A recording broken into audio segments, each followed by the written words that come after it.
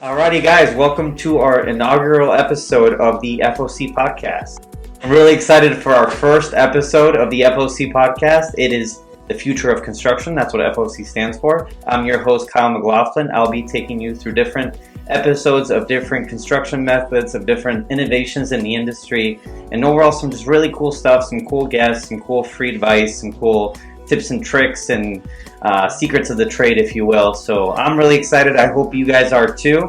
Let's kick off the very first episode right now. See you on the other side.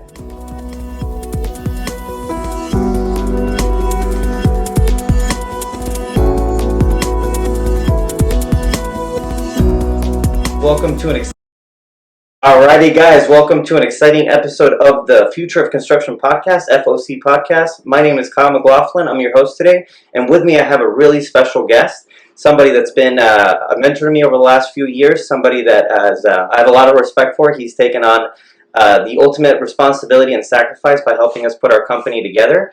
With me is Paul Inglese, and welcome to the show, Paul. Thanks for being here. Nice to be here. Yeah, thanks, man. So we're going to get to know Paul in a very intimate fashion today. He's going to tell us all about where he came from, his startup, like how he's gotten the company to the level that it's at today. Also where Paul started professionally, where he was born, and then some tips for the audience if you're looking to either improve your building systems, if you're looking to start your own business, if you're looking to get into the construction industry or you are in the construction industry. Paul's going to give us some great insight today on what it takes to really make an indent and make an impact in the industry. So Paul, I'm going to just kick off by asking, just give me a little background, where were you born, kind of what led you down this trajectory, and what really got you started in your professional career? Right, so I was born in upstate New York, Buffalo, so stayed there all my life till I got married and moved to Florida. Go Bills, right? Yeah, right, go Bills. We'll try again next year. Right. And the year after. We love them anyways. And then I went to the Art Institute of Pittsburgh, so graduated in '84 from high school, went to Pittsburgh, graduated in '86. Degree in specialized technology, which includes architectural design, product development. Moved back to Buffalo after that. Started working for a local sign company. I was a designer for them, designed some cool signs. And how did you get hooked up with the sign company? They were on Elmwood Avenue in Buffalo, really cool store. We used to go down there. I seen an ad that they were looking for a designer, and it was just like, man, it's cool. So I used to print T-shirts for awesome. The Google Dolls before they were famous. So oh, really? Pretty cool, yeah. That's awesome. Yeah. Was that something? Was it just you? Was your wife involved in that too? For that one, it was just me. Okay. Yeah, I was hired out of college as a designer. Gotcha. Tried to get into ad agencies, and somebody either has to die or retire for you to get into those. Oh, is that right? Yeah. So I was like, okay, so that was cool. That's awesome. Yep. So you and Victoria met at Pittsburgh, right? Nope. We've actually worked for the Art Institute of Pittsburgh. Or I worked at the art store for probably about a year and a half. I designed a really cool sign for a company called Trippy Foods. They were rolling out a new deli concept for Sunoco Oil Company, and then I decided to go on my own, so I left. And a couple weeks later, I get a call from Trippy Foods, and they were like, "Hey, we love your sign, but we can't find anybody to make it because it was so unusual. Right. And would you be interested in making it for us?" So, being naive, I didn't ask like how many or how much, and so I said I'd love to. So I got a purchase order for 300. Oh my God! Were you prepared for that? I was not prepared for that, mentally or physically or financially.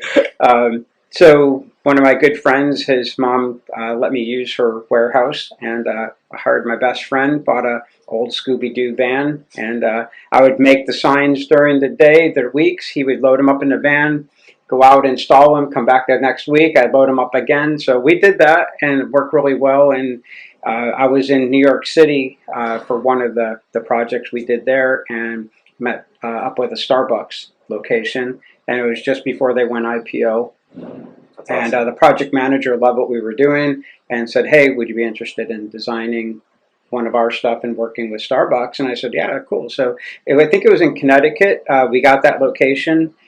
We became an approved manufacturer then for Starbucks, and I think we did about 100 locations down the Eastern Seaboard. So how long did that take? That was like a 3-year run right till they went public, and then after they went public, we were still approved, and we were doing stores after that. I think we even did one down here in Miramar Mall when Oh, they right were up the road building from that there. one up. So, and then that led to multiple other national accounts. So then we started working with Trippy Foods more, CA1 Sports Services, which is out of Buffalo, owned by Delaware North. So we started doing the Ralph Wilson Stadium back then for the Buffalo Bills. Jim Kelly, Bill McGuire, they were building out the suites. So we did all 3D. That's how I got into fiberglass. We were doing 3D fiberglass of football players over the that's bars and all the signs and all that cool stuff. So that got us exposed with that. And then we went to another stadium and another stadium. And we started working in airports. And then I remember in the Buffalo airport, we did brick was very prevalent back in the 90s. And so they wanted us to do brickwork, but be out by 6 a.m. the next morning. It was like, it's impossible. Oh my So gosh. we made some fiberglass molds, made some brick walls out of fiberglass, popped them up, looked beautiful. They loved it, and that's kind of how That's how the it got Northstar started. wall panel started. That's So, awesome. and how fiberglass started. Just because of the limitation that you were having with brick. Yeah, to go in, do masonry work, and try to be clean in an open airport. These restaurants were open, and it was just not feasible. So Yeah. So it was almost like a production limitation. So you had to think outside of the box. How can I do this faster, easier? Right. And I have the limits that I have. Here's fiberglass. that's right. And panelized. And panelized. Right. And that's really what kicked Put it up up. like wallpaper, and we're Yeah. out. Yeah. And this was early 90s? That was probably early 90s, yeah, just when the airport was going through a transition and they were remodeling. And then we got a really cool account with Roswell Park, which was a cancer hospital in Buffalo. Okay. It was called All About Buffalo, I think, or Heard About Buffalo, sorry. We were making full-size buffaloes out of fiberglass, hundreds of them. Are they still around? They're all over Buffalo, yeah.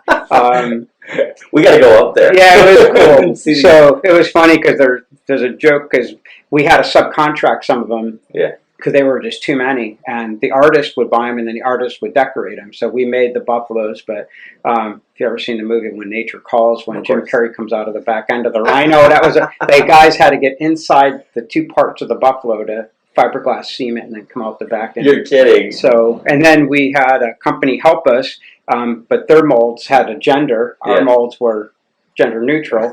So when everybody drives around Buffalo, they look, oh, that's a Paul Buffalo. It's gender neutral. Paul Buffalo. Yeah. Oh man, I've never heard of this story. Yeah, That's it's pretty awesome, cool. man.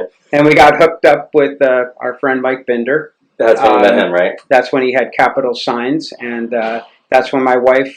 So her aunt worked for me. Yeah. As a sales, and then my wife graduated from design school, Okay. and so we were looking for a graphic designer, hired her, and So to circle back, that's how you met her. yeah, that's how I met her, and we worked 24 hours a day. So she designed some amazing stuff with Mike. We did 2 malls in Puerto Rico with them, Plaza del Sol and Plaza Central, that they were giant fiberglass. One was a solar system, just giant planets that spin, and Mike's company made all the motorized systems and did all the food court signage, all 3-dimensional, so that if an international traveler went, they couldn't read the menu, but they said, oh, this is McDonald's, or they sell hamburgers, they sell pizza, Right. so they could tell by the food product what they sold. So Okay. did 2 malls there. We did the American Airlines Arena with him, Bongos, Gloria Estefan's, that big pineapple. We worked on all that stuff. Then we worked on Domino's Pizza with them. And then we picked up national accounts with Transworld Entertainment, Movies Plus, when the big rental stores were coming out. Yeah. So we did Movies Plus, Coconuts, Peaches, Record Town. And this was all with Bender, right? With Mike? No, that was outside. Mike That was all, okay. yeah, Mike was basically the Gloria Estefan, the projects in Puerto Rico. And then we also did the National Car Rental Center, these giant fiberglass planners that were seats and these cool light things, all really cool stuff. That's awesome, man. A lot of composite, and you had to figure out how to engineer them to break them down. A lot of them we had to fly to Puerto Rico, so they had to be small enough to fit, but then big when they built them. Right. And then Regal Cinemas, we did a ton of work for them. And this was all fiberglass? All fiberglass. So would you say is this Gen 1 or pre-Gen 1 at this point? That was like pre-Gen 1, where the brick wall panels was like pre-Gen 1. And then when we were doing a big project down here for Turner Construction on Miami South Beach, 555 Washington. It was a mid-rise, and we did these fiberglass fins that went between each floor with fiber optics, and really cool. And my wife came down. She was our project manager at that time. And middle of winter, 4 feet of snow at home, 80 degrees here. What are we doing? Our work's not even in Buffalo. Yeah. Let's move to Florida. So we moved to my parents' condo on Fort Myers Beach. Lived there a year. Traveled to Miami every day. What year was this? That was 2000. Year 2000? Okay. Yep, and then after that project, then it was 2001, we were like, let's move down. So we moved down, moved to Fort Myers Beach, lived there for a year.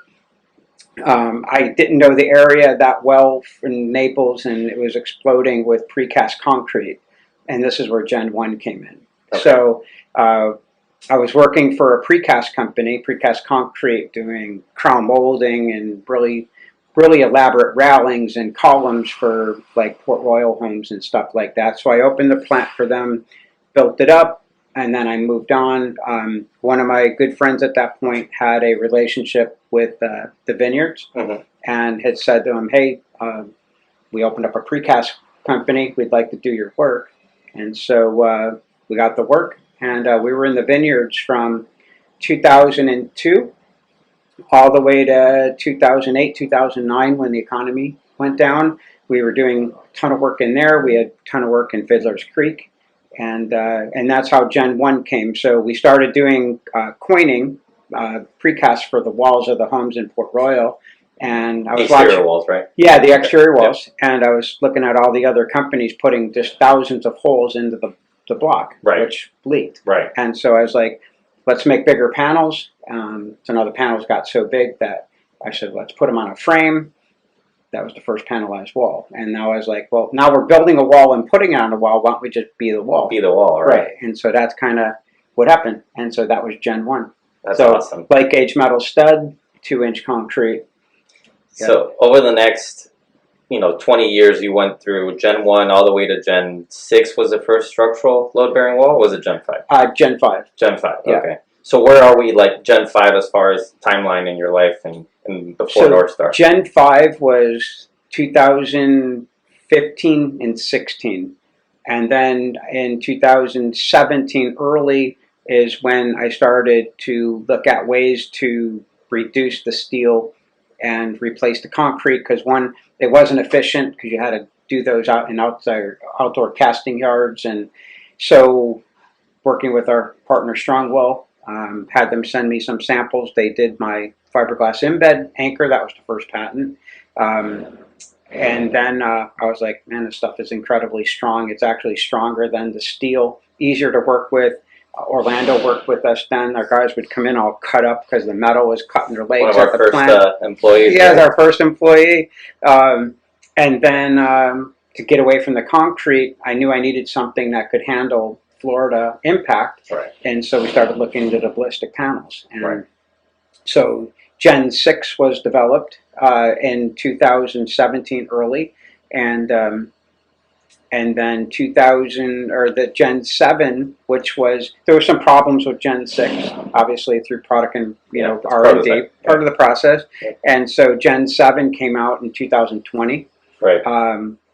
Blew everything away, exceeded every building code between here and California. And that was really the birth of Northstar. That was the birth of Northstar. Gen yep. 6. Yep. So Gen 7. Yep. So Northstar was born in 2020 to bring Gen 7 to market. Yeah, and that was one of the questions I had going into today is, why Northstar, right? You talked about a lot of great things like labor, product efficiency, right? Resiliency. Right. When you're talking about Florida weather, impact rating from hurricanes, energy efficiency, which we haven't really touched on, what we will.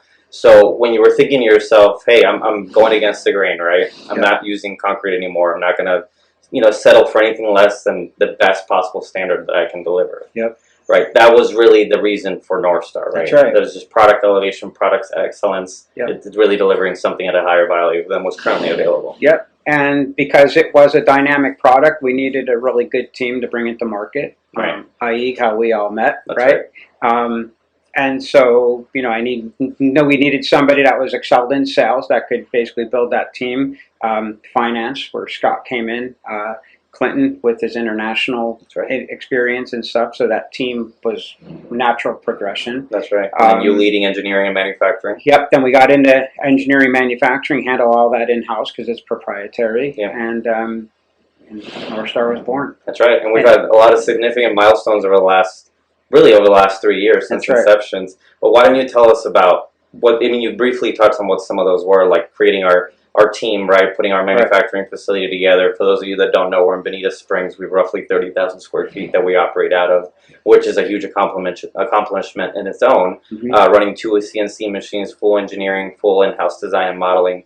But what are, like, from your perspective as a CEO, as an inventor, as the one that really took the risk on to get us here, give me some of your top milestones, whether it's 3 or 5 of them, whatever you can think that comes to mind. You're like, man, I'm really proud of that. Yeah, so first is negotiating for somebody to believe in you to even give you a lease. Yeah, number one, yeah, right? That was number one. Number two is trying to, ruffle up enough money to, build the plant to start making stuff manually. And so, Tony Pecoraro was our first Northstar employee. Then we brought Orlando and David and the other ones on. So, but they knew the system because they came from, so that helped jumpstart Northstar because they already kind of knew how to build it. So that was a milestone, just getting the plant launched. Getting people to believe in the system and the product and launching the plant. Obviously, which required a lot of capital, a lot of expense. Yeah, 2020 was just great hemorrhaging money. Yeah, great year to start a business. That's, you want to talk about bootstrap. It was bootstrap, pant strap, everything was strapped. So, it was full-blown give it all or go home at that point. And if you're not willing to put it on the table, and that goes to any entrepreneur, right? I mean, you could, so when you do stuff, not to discredit other industries, right? But if it's paper, really it's time, right? You're selling time.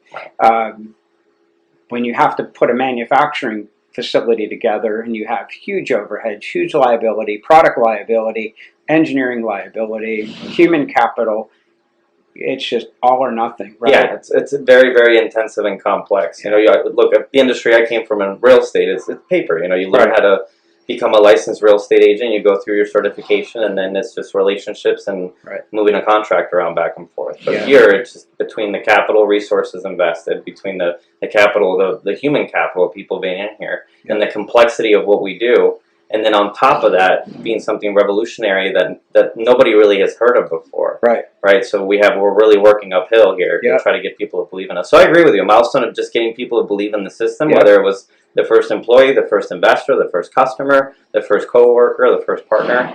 That in itself is huge. Yeah, and we still do it, right? So we have to educate before we can sell. That's right. And a lot of GCs didn't adopt it, so we had to become our own GC.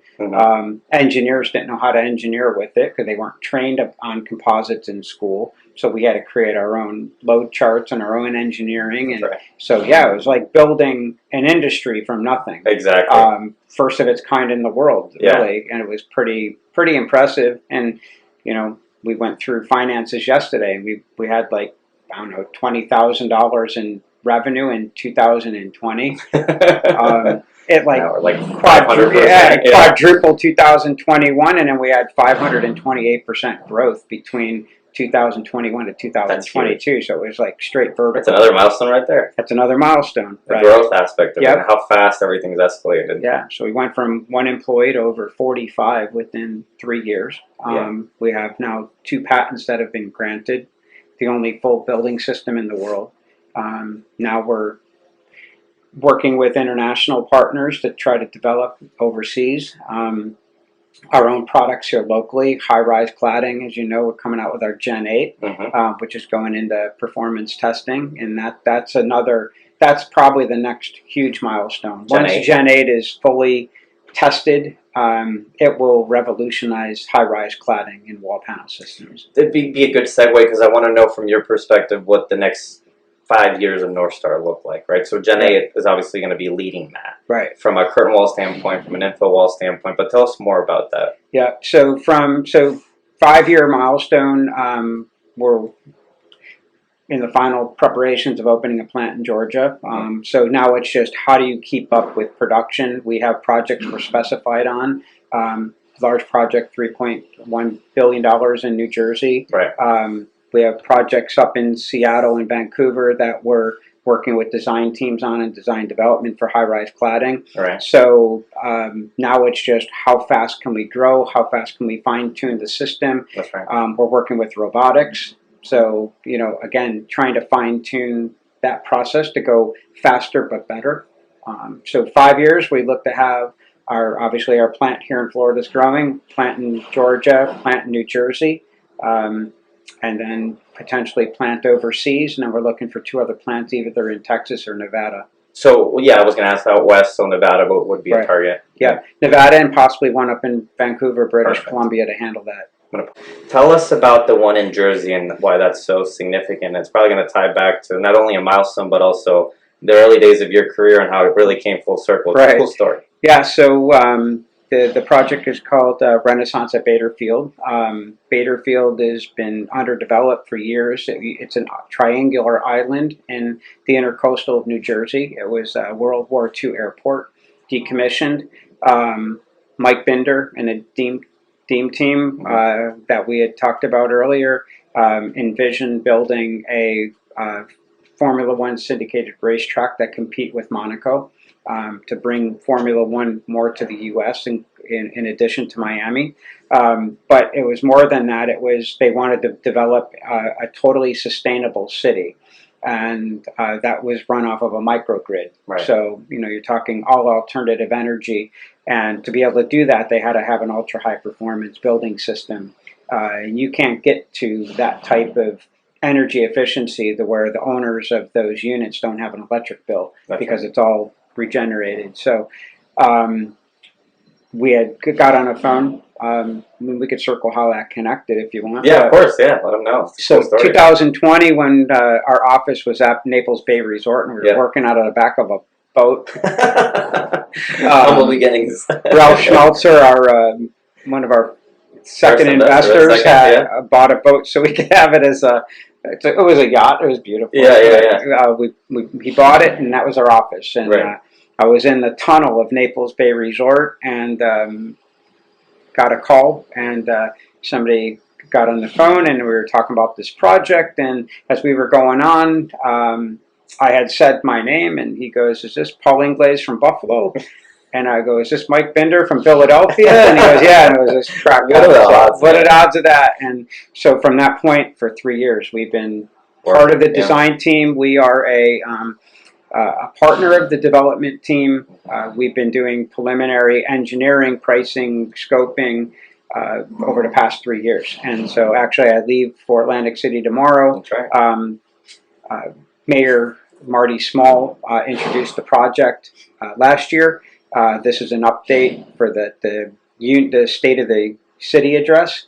And now we're also looking at a building out there for a potential Northstar factory. But it's a $3 billion project. Northstar is specified on the complete building system for, I think it's about 299 low-rise condominiums, curtain wall cladding systems, Gen 8, on mid-rise. And then there's the track side, impact barriers, signage, the crash barriers, working with Bob Bernard from Bernard Motorsports. That was pretty cool. Yeah. Legend in Formula One race designing. Absolutely. Track designer out of Spain, really cool guy. So it's just been a really cool ride. And so it's a 5 to 7 year project for Northstar. We made a commitment to Atlantic City to put a factory there and to build that factory and build that market so that even after the project, that factory can go on creating high-paying jobs. Obviously, we're in pre-construction right now, just early beginnings, but when do you expect that to potentially break ground from a range standpoint? My understanding through the development updates, they're hoping by maybe the end of second and third quarter to have basically secured the land because they're going through redevelopment right now. So within probably a year, that site development would start. And we're part of that as well. We would be released on engineering. Through that whole period, and then vertical construction would probably be the year following that. That's a huge project. It's a huge project. Obviously, we're all very excited about that. Yeah, that will be a global focal project. Oh yeah, it's gonna be recognized across the world. Yep, and that's kind of how we got connected in Saudi Arabia, Mm-hmm. and so we're working with them with their vision 2030 to go fully sustainable. We have exclusive JVs in place with teams out there for multiple projects, from the line to Trajon to the Red Sea Group. We're part of the design development team out there. As you know, we just had a visit from the Malaysia government for desalination plants out there, and very cool stuff. Got a lot of really cool stuff that we're working on. And on that note, I mean, we have the Bakersfield project, we have the Middle East exposure that we're getting in Malaysia. We're working on some huge curtain wall projects. I mean, we're in a few different markets. So for the audience that is just meeting you for the first time today, or is just getting to know Northstar for the first time today, what are some of our top markets that we're focused in, not only today, but obviously for the next 5 years as we're talking about this forecast? So military defense is huge. We had a visit from the Navy, so we are working on some modular units for them. Also for data centers, we just produced our first 55-foot modular data center, the only one in the world that was 100% composite, ballistic rated, seismic, snow load, wind load, anywhere in the country. Indestructible. Lifted with one crane, put on a truck, shipped to Colorado for integration. And it weighs what? It was about 30,000 pounds. Which is like a third of what the steel equivalent weighed like? Correct. Yeah. And then it was sustainability was huge for them. So through our partnership with Owens Corning, their sustainability team put together how much we can reduce the embodied carbon. I believe it was almost like 50 tons of CO2 we were able to reduce in the manufacturing of that unit, so that's huge. We are the lowest, for embodied carbon, lowest building system out there, right? That's right, and the embodied carbon is in the manufacturing of the raw material. So steel, you have, molted steel, so, large furnaces, you have, same thing with aluminum. Aluminum's even higher. Concrete too, right? Concrete, because of the fly ash, and again, it's all anything time you have to burn something like that. Wood from deforesting, right? Sure. And we're super light, so we can transport more. So that all goes into the equation of how much you can reduce the footprint. Yep. And that kind of led us into alternative energy market. So we were awarded our first contract with solar. We have the first, again, anywhere in the world, 100% solar parking canopy for large-scale utility grid. That's a project in New Jersey. And so solar's huge market for us. Aerospace and defense, huge market for us. Modular data centers and curtain wall and residential. Obviously, we've done great in that market. That's right. So we make a product, and that product can build multiple things. It becomes a leader, right? That's the interesting thing about our product set is that it hits different markets, but it has multiple variables of applications. So, for example, you can build modular, but that could, just like it could be a data center, it could also be one of 4 different modules for a house, or even for a building, or for a hotel, or for a commercial warehouse, what have you. And it's the same product. So to the plant, they don't know whether it's a wall for a home, a defense project, hospital. It's all the same. Creates efficiencies. That's right. Yep. So speaking of efficiencies, you talk about everything that we gain from being off-site construction, centralized location for engineering, for manufacturing, across the plants that we're planning on building. Right. If you look at the industry as a whole, really focused on construction, right? That's Free Short Construction Podcast is what we're focused on. What do you think are some things that are holding the industry back from your standpoint, right? Because you've pioneered a whole new building system, right? Because you were in the weeds, you were boots on the ground, you were literally in your hands, you were seeing what the issues were with traditional building systems. So you pioneer this new system that's revolutionary, that hits all these boxes, that solves all these problems. So obviously you identified something back then. What are some other things in the industry right now, and it doesn't have to be specific, but just from call it a 30,000 foot view, that you feel are holding the construction industry back from really taking that huge leap like technology did over the last 10 years, right? Or transportation has, or things of that nature? Yeah. Comes down to education. The universities, the engineering schools are not teaching composites. So all the engineers, structural, that are coming out, they have no idea with it. So if they don't have an idea about it, they can't specify it, they Right. can't engineer it, and so we're having to create our own team. So the goal would be is to get composite engineering training into the schools, not just how to build with it, but the material science behind it. That's super important. I think that's one of the major holdbacks, right? So to a general contractor, if the building is specified this way and the architect designs it this way, then the builder builds it that way. That's right. But we have to solve the first problem first, and that's educating the structural teams coming out to actually utilize it. Yeah, and that's a huge difference that I've noticed, my time in real estate and construction now, that I see two different types of GCs. You see your more, what we call like almost like a paper GC. Like, here's a floor plan, here's a house, here's a commercial building, here's something, build it, and they'll do it as cheap as possible. And that'll be that, job completed, move on to the next one. Yep. And then you almost have, like, you were talking about building and material science. They're almost like these building science, just very engineer-driven, very design-driven individuals and builders out there that understand the benefits of using better technology and better materials, right? And the engineering that's associated with it, and then the long-term effect of that, versus just putting together a house or a building as cheap as possible and moving on to the next one, right? I feel personally that's a huge thing that's holding us back, is maybe whether that happens at the barrier to entry level for some of these people, or just from an education standpoint overall, is how do we continue to evolve? Like, why are we faced with big natural disasters such as hurricanes that we're very familiar with in Florida, or fires like in California, or earthquakes or snowstorms, and everything gets destroyed? And the first thing we do is build it back the same exact way that it was built before. Maybe with a couple different code upgrades, but nothing crazy. I think Florida's been very progressive with that, right? So every major event, they increase the code. Because wood, steel, and concrete's been in the code forever. That's what they know. Yeah. Right. But now FRP is, right? They just got into the International Building Code, and that was the other holdback, is nobody was being proactive enough. Like Owens Corning is, right? They're being proactive, fiberglass rebar.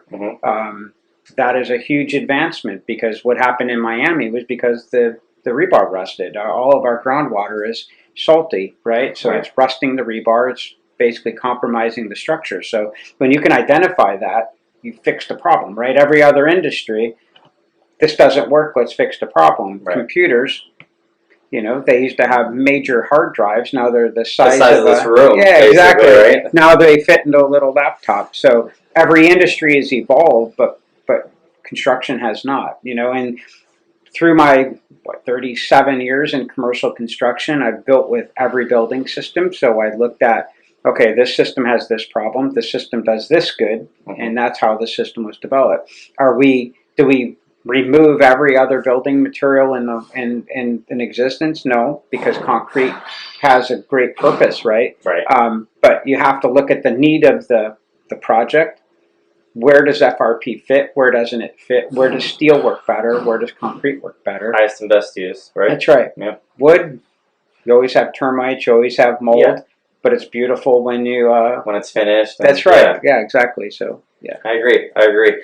And I think as we round off this episode, I want to leave the audience with a piece of advice that you would give them. So think about whether you have an executive listening to this call or to this podcast, or you have a business owner or startup entrepreneur, or somebody that's maybe bootstrapping things like you did back in the day, or even just a major corporation, right? That really is inspired by what you've done over the last 30 years. If you could think about Paul, a decade ago or 2 decades ago, or at the beginning, what's some advice that you would give that Paul? Yeah, you have to be persistent. You can't, either you're all in or you don't go in. That's right. And if you're in, then you find out ways to make it work. There's always a way, right? So our old saying here, if you can't go through the mountain, you go around it. So you just have to be, persistent. You have to look at the benefits. You have to believe in what you're doing and put everything behind it, or it won't work. And don't do it for the money, because there is no money up front. You're doing it to change something for the better. The money is a byproduct. That's of right. The change that you created. Correct. That's right. That's really well said. And I think a lot of people, maybe as generations have changed, they're looking for that one quick solution that push one button, take one pill, do one thing, instant gratification, all your problems are solved. That's right. And that's just not reality, right? Nope. If you want to do something worthwhile, it's definitely not reality. Yeah, it's not sustainable. And if you go into the business for the money, then that's just a job, right? When you go into it to change, that's a career. That's right. That's Right. right. And you work hard and you stay dedicated. That's right. And no matter what happens, you laser focused and Yep. get the job done like you have over the last 30 years. And surround yourself with Excellent. like-minded people. That's right. Thank you. That's a great way to end it, man. Really, really exciting stuff to hear from Paul Inglese, the CEO and founder of Northstar, and a mentor to all of us here at the office.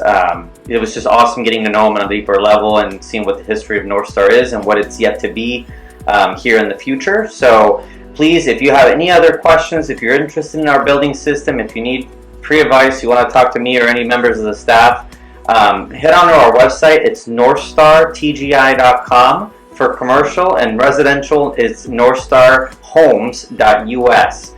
There's all sorts of contact us and opt-in boxes in there where you can fill out your info and reach out to us directly. You can also follow us on Twitter, Instagram, LinkedIn, Facebook, YouTube, and all the above. We're on every major social media channel, and we look forward to connecting with you. Thank you guys for joining us today, and see you next time.